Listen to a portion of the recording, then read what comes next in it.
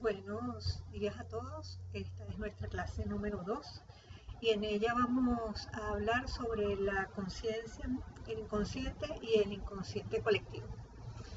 Bueno, lo ideal es que empecemos con la pregunta de quiénes somos, quién realmente cree usted que es. El asunto es que a esa pregunta de quién soy se unen también otras preguntas. Por ejemplo, ¿dónde soy? ¿Cuándo soy? ¿Por qué soy? Y esas preguntas precisamente han modelado el entendimiento que tenemos de nosotros mismos. Es decir, cuando yo me pregunto quién soy, de alguna manera tengo que preguntarme, bueno, ¿dónde está eso que yo soy?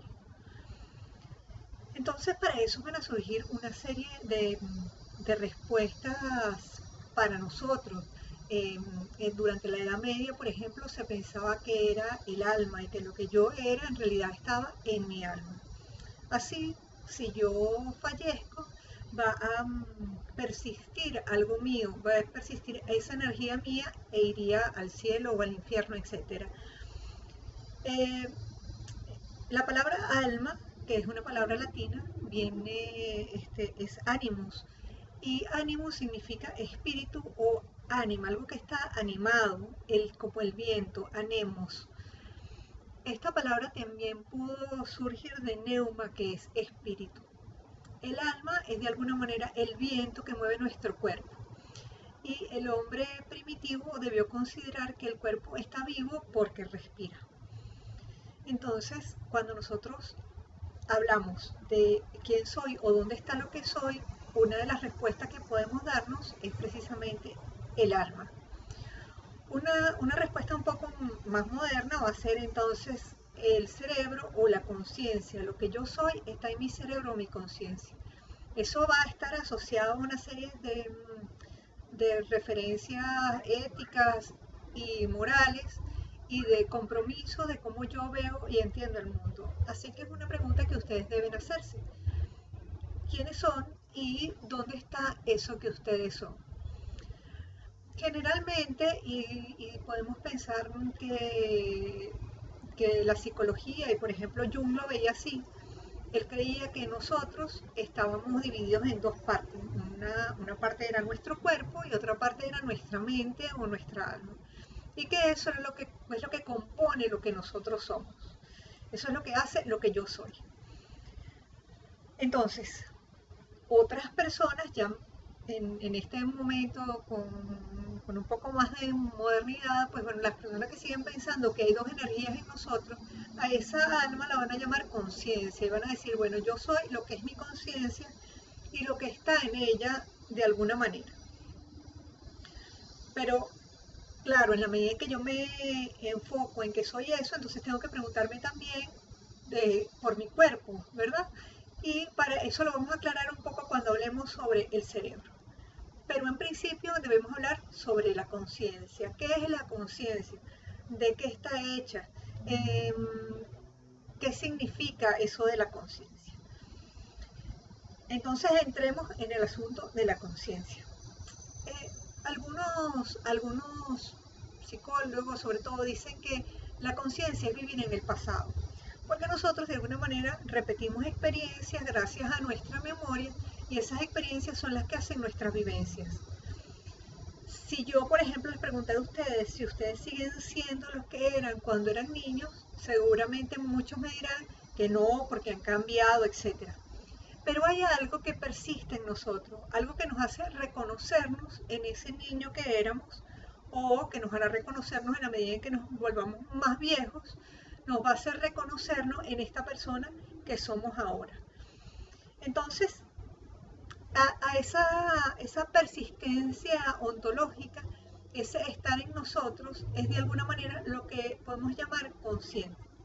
Yo estoy consciente en este momento de que estoy hablando con ustedes, pero no necesariamente estoy consciente de cómo lo hago. Algunos de ustedes podrán estar conscientes en la clase y otros tal vez se distraen y no están. Entonces tendríamos que empezar a considerar que la conciencia es percatarme de algo, es prestar atención a una cosa. Se cree que la conciencia tiene dos clases. La primera es representativa, que es la conciencia de los objetos. Por ejemplo, yo estoy consciente de que estoy hablando en una computadora.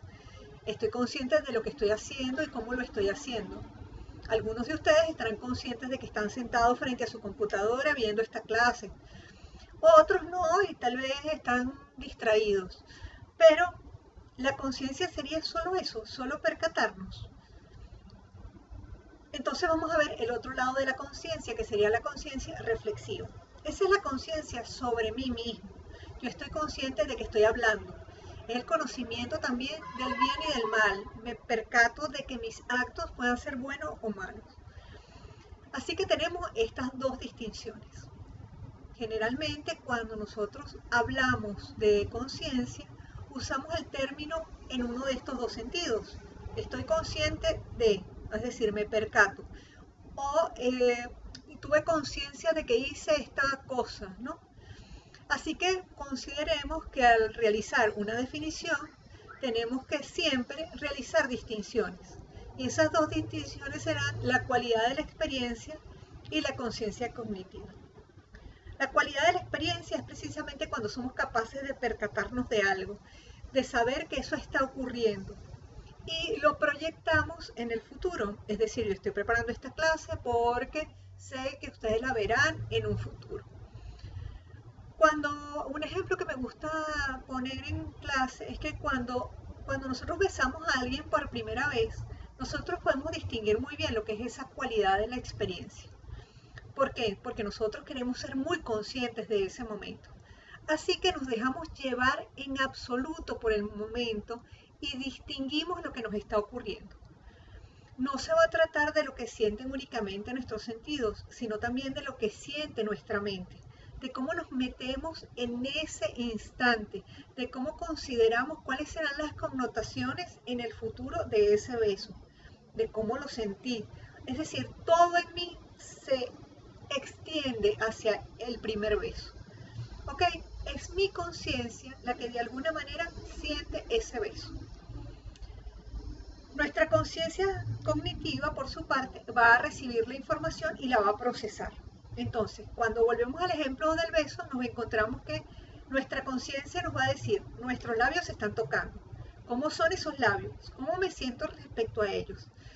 Almacena la experiencia que la próxima vez cuando bese debo saber cómo actuar y simplemente aprendo.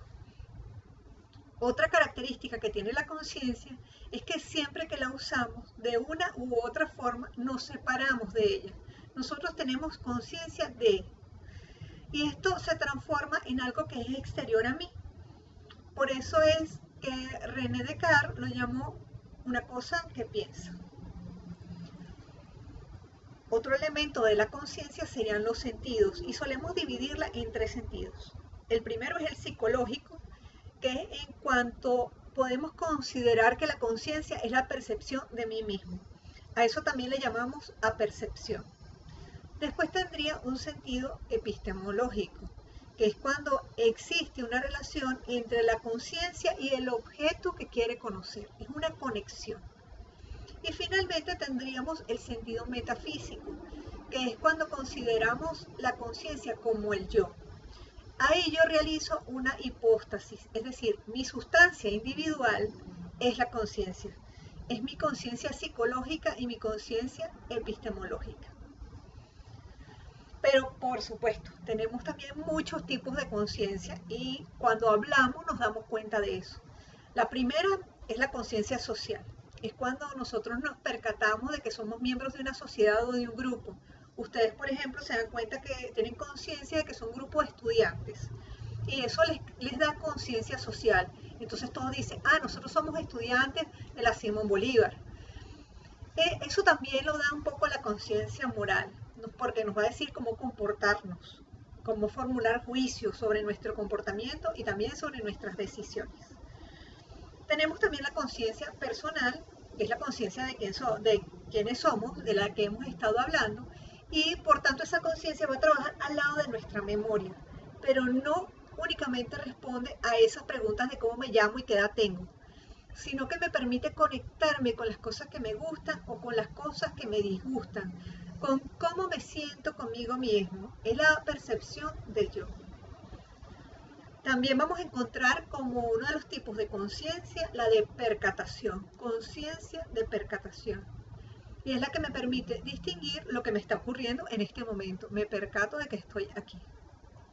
Luego tendremos la autoconciencia, que es una separación entre las personas o los seres humanos y lo que les rodea. Entre yo y aprender que hay unas cosas que están fuera de mí, que están a mi alrededor. También tenemos la conciencia de la totalidad de la experiencia. Es cuando nosotros somos capaces de abarcar todo lo que nos rodea. Vamos a suponer que ustedes están en una montaña rusa, si han subido a una montaña rusa, supongo yo, o han tenido alguna experiencia, como por ejemplo tirarse en parapente, algo de eso. Esa experiencia penetra en nuestra conciencia y crea un estado de alerta, que es parecida a la conciencia de estar despierto o estar dormido. Entonces yo me pongo así tremendamente hiperactivo y todo en mí experimenta. Ocurre también cuando besamos a alguien. Y este estado de alerta que les mencioné también será la conciencia de estar despierto o de estar dormido. Estos tipos que hemos presentado y la conciencia como tal se va a dividir a su vez en 4 dimensiones: intersubjetiva, objetiva, aprehensiva e introspectiva. Todas estas dimensiones, tipos, distinciones tienen un elemento en común y es el elemento de que nosotros nos percatamos de algo, pero nos percatamos de las cosas de una forma diferente. La conciencia siempre se va a mover en la temporalidad.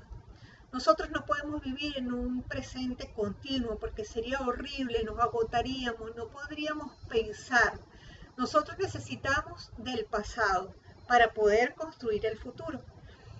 Así que nosotros siempre nos vamos a estar moviendo entre el pasado y el futuro. Si en este instante yo les digo, oye, yo tengo conciencia de mi momento presente, ese momento presente se escurre entre mis dedos. No lo puedo hacer.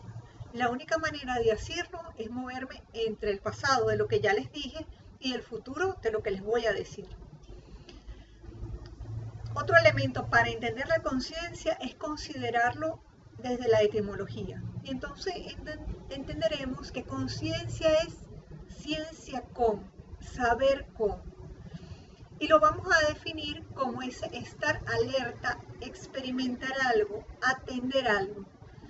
La entrega completa de nuestra atención a una cosa en la que vamos a suspender el instante. La conciencia es, por tanto, susceptible de sufrir daños y de quedar marcada. Actualmente se ha puesto en duda la existencia de la conciencia y se cree que lo que existe es un flujo de experiencias que va de un lado a otro y que va a la par de nuestros sentidos. Carl Jung, por su parte, nos dirá que la conciencia es la condición sine qua non de lo psíquico, es decir, es el alma misma. Lo psíquico es para Jung todo aquello en lo que podemos demostrar que hubo una voluntad reflexiva capaz de dominar nuestra tendencia irreflexiva. Tal vez todo eso se ubique en la conciencia, o tal vez, como pensaba William James, la conciencia es únicamente una fórmula que está ahí en nuestra mente. Es solo eso. Dicho esto, entonces vamos a hablar sobre la fisiología del cerebro.